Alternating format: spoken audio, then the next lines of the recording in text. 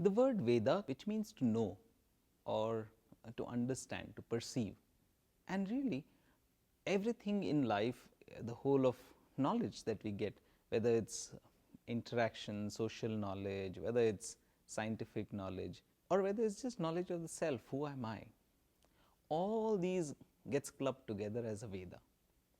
And that's why Vedas are said to be eternal. They're there from time immemorial. For example, an apple fell on Newton and he said, hey, gravity. But gravity existed before Newton and after Newton. It's just that Newton discovered gravity. In the same way, all these Vedas are discovered knowledge.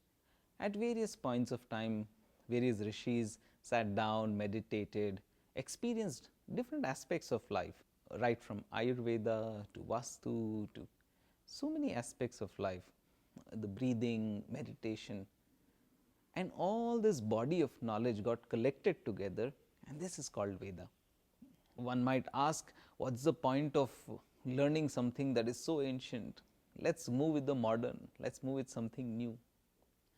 Yet, if you look at it, gravity, the laws of gravity, though they were discovered by Newton so long back, we still use implements, machines, which still work on the same principles. In that sense, knowledge is ever new. The principles are ever new. Of course, they get applied in different ways. So, in the same way, the mind is very ancient. The mind has been interacting with the environment for millions of years, ever since evolution started. Getting to know these rules of the mind or how this mind works. You know, in school we learn about arithmetic, about science, about the world around us, but we never really study our own mind. When I get angry, how do I get out of it? When I get upset, when I'm jealous, or when I'm sad, what do I do with my own mind? So, the ancient rishis studied everything, not just the outer environment, but also the inner environment. And this collection of knowledge today comes to us as the Vedas. When we apply these same principles to the modern times, we find they're still useful. And that's what is going to be the topic of what I'm going to speak in all the sessions on Vedic wisdom. For example, let's take one small simple thing, like the Vedas are divided into so called 4 Vedas: Rig Veda, Yajur Veda, Sama Veda, Atharva Veda. Rig Veda deals with the principles or how this universe moves. The Yajur Veda deals with practical application of those principles. Sam Veda deals with music and rhythm, and Atharva Veda deals with how they impact our lives. So, for example, if we take science says if we take a string and vibrate it, depending on the length of the string, the material of the string, the fineness of the string, it will vibrate at a different frequency. That's Rig Veda.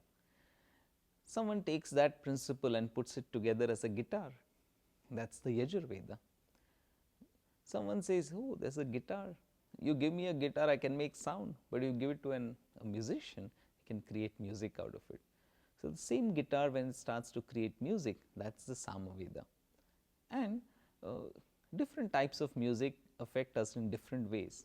Some music puts us to sleep, some music awakens us, it creates different emotions in us. So, exploring this aspect, what kind of music can create what impact on society, on people, on individuals, on a group, that science is the Atharva Veda. Now, when we look at the same principles, it allows us to deal with not only ourselves, but from the subtlest, which is who we are, right to how do we deal with masses, how do we react to the environment. So, this whole gamut of knowledge from the subtle to the gross is covered in the Vedas, and that is what is so useful to us today.